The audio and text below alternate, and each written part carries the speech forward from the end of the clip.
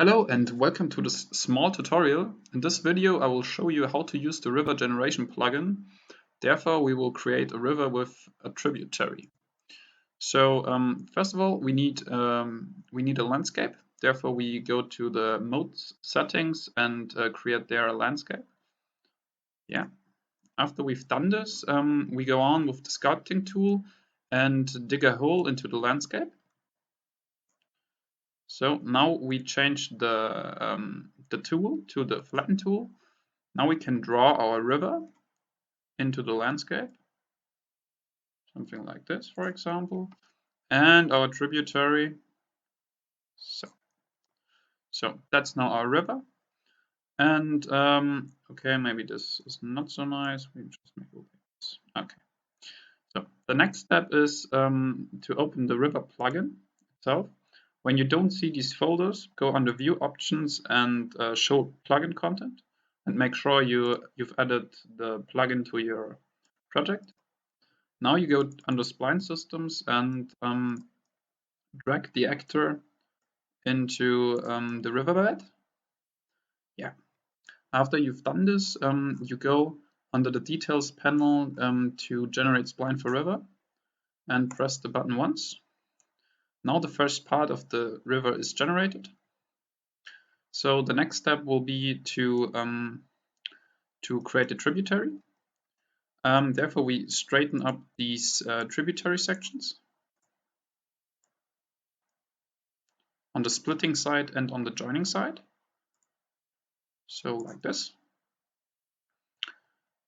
Now we select all the spline points in the tributary section and press on one of the blue buttons on the side of the tributary, like this. With this action, we create a new spline. Same thing we're going to make on the other side. So, okay. So now we will reset the location of this of the spline point here and drag with Alt a new spline point out of the old one. That's just for the spline generation. Yeah. Now we press Generate Spline for River again, and as you can see, the river automatically connected with the tributary up here, with the joining tributary.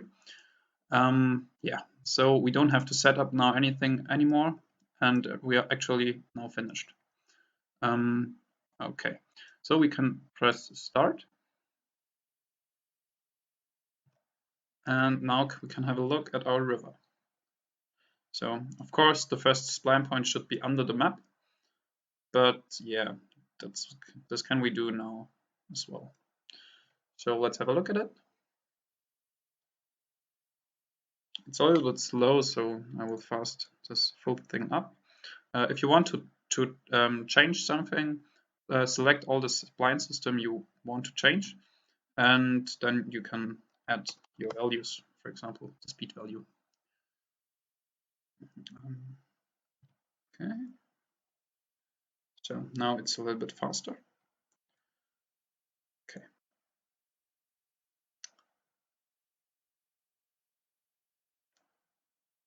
Oh, now we have here an issue. So what has happened? Actually, nothing wrong or worse.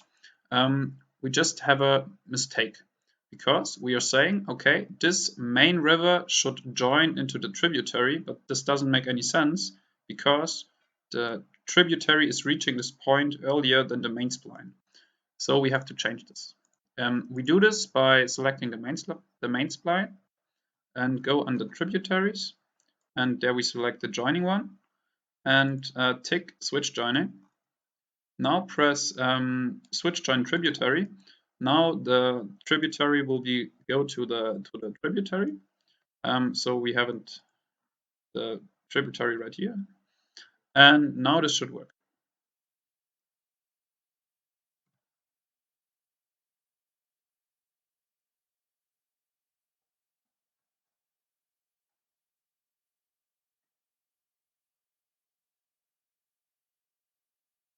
Yeah. as you can see, the river is completely generated, and yeah, it looks quite good. Yeah. Well, what we can do as well is to oh, can you see this? We have something unnice here. I can show you what's actually the point, why it does look like this. Yeah, it's this point. You see that the vertices are very close to each other and not always lonely, I would say. So we have to change this. And how can we do this? So because I think here's a spline point, we have to drag it a little bit in this direction, that this thing become resolved. So let's do this. I think it was this one. So I just drag it a little bit more behind, and we try again. And I hope this works now. So it's actually not too bad, and it's very easy to solve. But at first, let's have a look at it. Yeah, it's gone away, I think. Let's make a control and have a look at it. Wireframe. Yeah, now this looks much better. So perfect. Can stop now. Okay. Now I give you some more information about the spline system itself, and I hope you enjoyed it, how this works and how easily you can create tributaries. So let's talk a little bit about the spline system itself. First of all, here are some values. So the first array are just the spline points, easy like that. The second two values are the chunk size x and chunk size y. They define the resolution of the mesh, like we've seen earlier. The river material is actually quite easy. This is a little bit now more complicated material, but when we have a look at a very simple one, for example the space material, you see how this is working. It's actually quite small. What's very important is in the vertex color we save the direction of this line, and with this information we create a shader. So when you want to create your own shader, you can use this part, or when you use texture samples, you can use this code here to create it. Yeah, so much to this. Particle systems is also a feature of the plugin. When we go to the tutorial map, you can see them. So when we press play, for example, here, you see here that there's some particle system attached at the animation, and that's actually what we can do here. So let's go on. Of course, there's a second option is called no animation.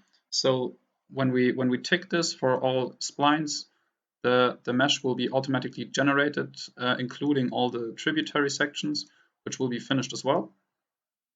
So, but when you do this, you have to adjust the Z location of the vertices because otherwise they're under the map. But it's very easy. Maybe I can show it to you. We take, for example, these splines and tick no animation. Now we bring them up slightly, something like that. Press play. And our mesh is finished. So it's pretty cool. Yeah, and we have now no particle system because this doesn't make any sense anymore when we don't have an animation. So, okay. But I change it back so we can use it again. Actually, I think I make this like this.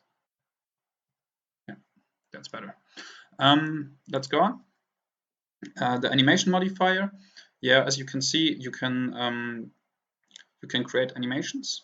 There you set the initial delay and the height values, and with this information, the animation will be proceeding or going forward in the river. Yeah, so it's pretty easy. When you use it by your own, you will see what it does. It's very easy to use. Then let's talk about the speed value. So the speed value is dependent on the distances between two spline points, and yeah, it's the same unit as we use always in Unreal.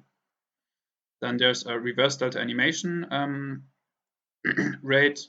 That's actually just important when you have reverse flowing rivers, and you can adjust the animation speed with this value.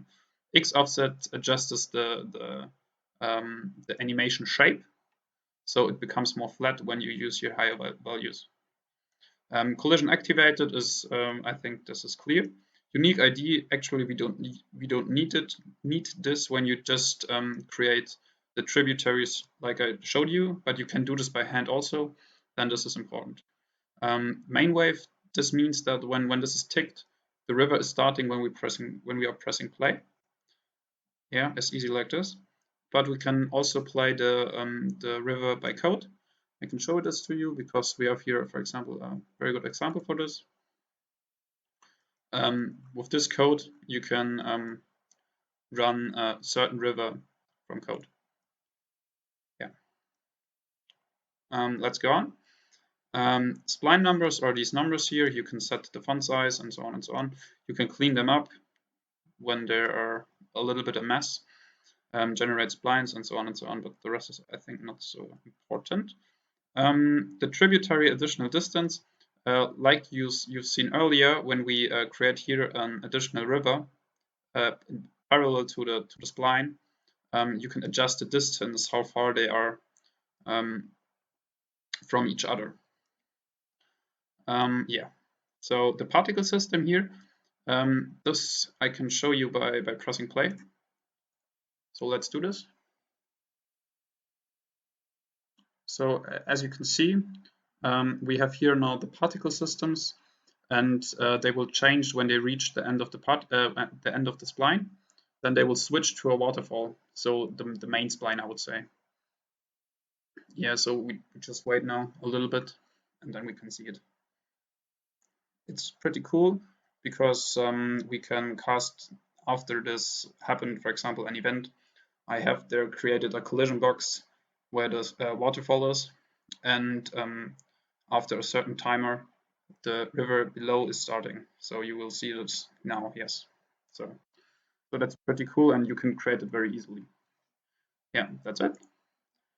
Then the performance. So there's a second performance section, which is random, which is not so performant than direct, but looks a little bit better. I would use it when you have low resolution meshes and your river animation is not so fast. The mesh updates per tick is actually not so important because it's very performant. Then the spline generation, you can automatically generate tributaries, but this works just fine when you have very straight splines, so it's not ticked. The values here are actually dependent on the spline generation. When you have more straightened areas, you can reduce this value here to get easier results because sometimes nothing is happening when you generate the spline. Then you can reduce this, for example, to get better results. But when this value is reduced, the algorithm has some problems with curves, but I think it's okay. Distance per step is actually, I think, very clear. So the distances between the spline points which become generated. The tangent values I wouldn't change, and the Z-val difference is important when you create a landscape with different heights, and there you paint your river in. Then you maybe want that the spline points are farther under the map. So it's the distance between the spline point and the landscape ground. Yeah. So the advanced spline generation, that's actually some additional values which are not so important for general usage. But when you're interested, you can read them in the documentation. Actually, that's it. So I hope you've enjoyed the video. When you are interested, you can have a look at the at my plugin. It's below under the description. There's a link to it in the Unreal Marketplace.